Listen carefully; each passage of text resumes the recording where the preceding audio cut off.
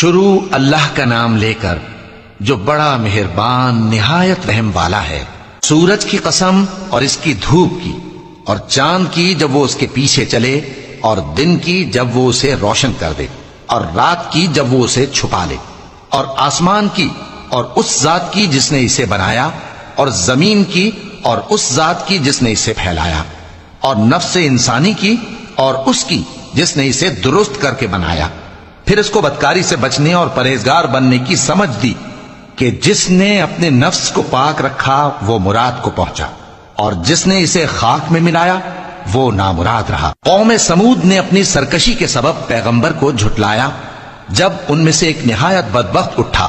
تو اللہ کے پیغمبر صالح نے ان سے کہا کہ اللہ کی اونٹنی اور اس کے پانی پینے کی باری سے خبردار رہو،